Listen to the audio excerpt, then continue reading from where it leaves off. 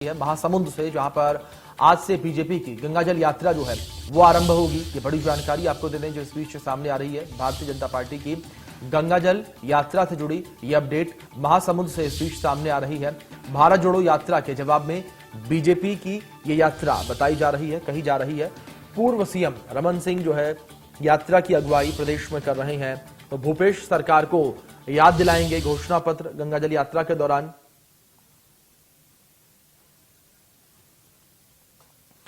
तो इस बीच हमारे सहयोगी अमित चौरसिया हमारे साथ जुड़े हैं खबर पर अधिक जानकारियों के साथ, उनका रुख कर लेते हैं। अमित, जानकारी आपसे यहां पर लेना चाहेंगे गंगाजल यात्रा को लेकर। क्या कुछ जानकारियां हैं आपके पास, किस तरीके से गंगाजल यात्रा को निकाला जाएगा, किस तरीके से इसके पड़ाव रहेंगे, कितने दिनों तक यात्रा जो है निकाली जाएगी?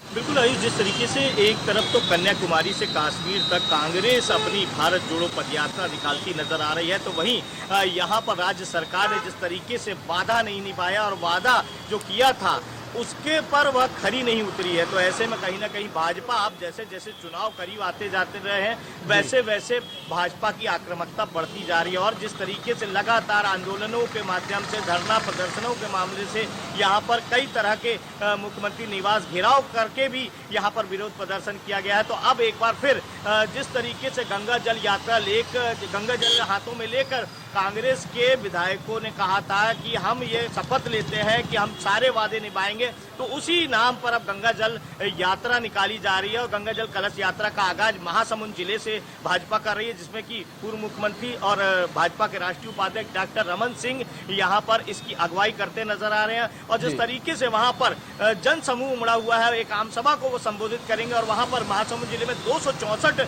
बूथ है, वहाँ तक लोगों को लेके जाएंगे। ये गंगा जल कलश यात्रा उन 264 बूथों में जाकर घूमेगी और जनता के बीच जो सरकार ने वायदे किए, तो उस वायदों का जो उन्होंने जिस तरीके से उन वायदों को तोड़ा है, वादा नहीं निभाया है, उसका संदेश जनता तक पहुंचाया जाएगा, ताकि जनता मिशन 2023 में निर्णय ले कि आखिर आगे करना क्या है, ये वोट बैंक किसका होगा। तो सीधे तौर पर इसे वोट बैंक की राजनीति से जोड़कर देखा जा सकता है। हालांकि सत्ता पक्ष और विपक्ष अब पूरी तरह से मिशन 2023 के मोड में आ चुका है। जिस तरीके से बिल्कुल साफ तौर पर हमें जिस तरीके से आप जिक्र कर रहे हैं कि 2023 के चुनाव जिस तरीके से बेहद नजदीक है, तो उसको लेकर लगातार तैयारियां की जा रही हैं। लेकिन अमित, यात्रा को लेकर जानकारी आपसे लेना चाहेंगे।